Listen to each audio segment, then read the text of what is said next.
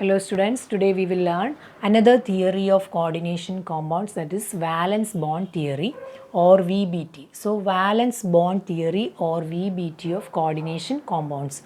So according to this theory, in coordination compounds, the central metal atom or ion provides some vacant orbitals in order to accommodate the electrons donated by the ligand. So when a ligand approaches the metal for the formation of a coordination compound, the metal provides some vacant orbitals in order to accommodate the electrons given by the ligand. Actually, the ligand is giving electrons to the metal and the metal is having some vacant orbitals in order to accommodate those electrons given by the ligand.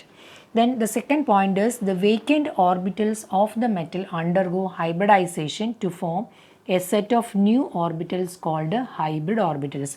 So before the formation of bonding, before the formation of a bond, the metal orbitals, the vacant orbitals will undergo a kind of hybridization and forming a set of new orbitals called hybrid orbitals.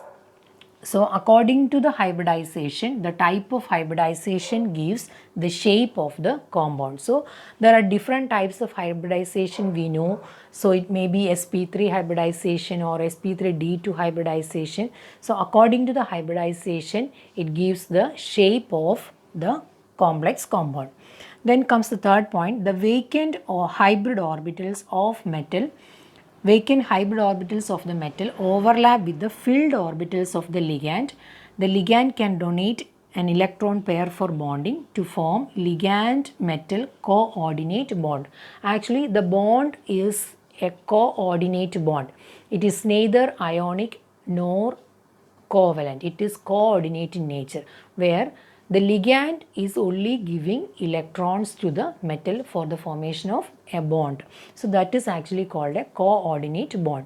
So the one species is giving electrons to the other.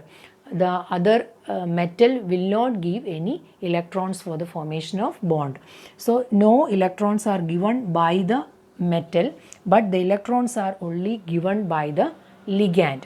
So in the ligand, the orbitals are filled in nature, but in the case of metal, there is vacant orbitals. So those vacant orbitals are hybrid orbitals now. So the hybrid orbitals overlap with the hybrid orbitals of the metal overlap with the filled orbitals of the ligand. So the ligand is actually donating electrons. It may donate at least one pair of electrons to the metal for the formation of ligand metal coordinate bond. Then comes the fourth point, that is if a metal contain unpaired electrons, it is paramagnetic. If it is no unpaired electron, it is diamagnetic. So the magnetic behavior of the complex can also be explained on the basis of unpaired electrons. If there is unpaired electrons in the complex, we can say that it is paramagnetic. If there is no unpaired electrons, we can say that it is diamagnetic.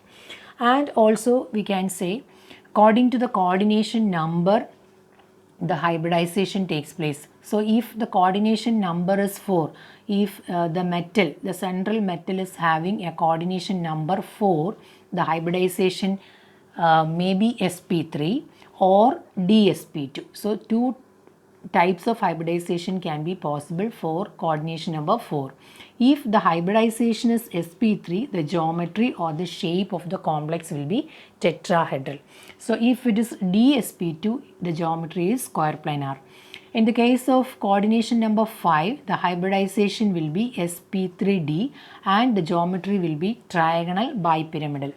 If the coordination number is 6, the hybridization can be sp3d2 or d2sp3, and both are having the geometry octahedral. So if coordination number is 6, the shape of the complex will be octahedral in nature, but the hybridization can be different. So according to the coordination number, the hybridization takes place, and the type of hybridization gives the shape or the geometry of coordination compound.